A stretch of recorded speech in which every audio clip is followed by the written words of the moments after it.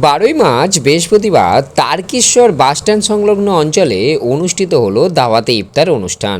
অনুষ্ঠানটির আয়োজক আরামবাগ সাংগঠনিক জেলা তৃণমূল কংগ্রেস কমিটির সভাপতি ও তারকেশ্বর বিধানসভা কেন্দ্রের বিধায়ক রামেন্দু সিংহ রায় মহাশয়।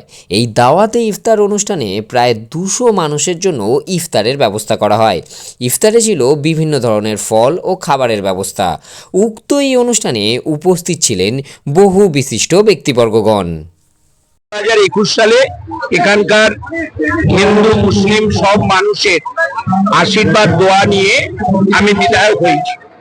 তখন থেকে যেমন এই রমজান মাসে ইফতার দিই, ঠিক তেমনি দুর্গা পূজাতে আমার হাজারো হাজারো গরিব মায়েদের আমি তাদের হাতে কাপড় তুলে দিই, যাতে নতুন বসন পরে মায়ের কাছে তার পূজাটা দিতে পারে। ঠিক আজকের এই ইফতারের পর প্রত্যেকটি মসজিদে ইমাম সাহেবদের জন্য আমার একটা প্রীতি উপহার যাবে, যাতে ফল, তাদের পোশাক এটা থাকে। ঠিক তেমনি গরিব আমার মুসলিম ঘরের মা বোনেদের জন্য কিছু কাপড় পৌঁছে দেবে।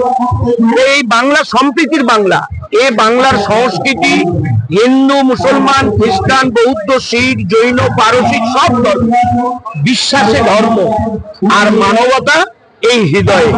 তাই আমার নেত্রীর ধর্ম হচ্ছে মানব ধর্ম, আমরা তার সৈনিক। এই সবাই সেই মানবতার ধর্মে আমরা আবদ্ধ, তাই সব ধর্মের সব অনুষ্ঠানে আমি থাকব।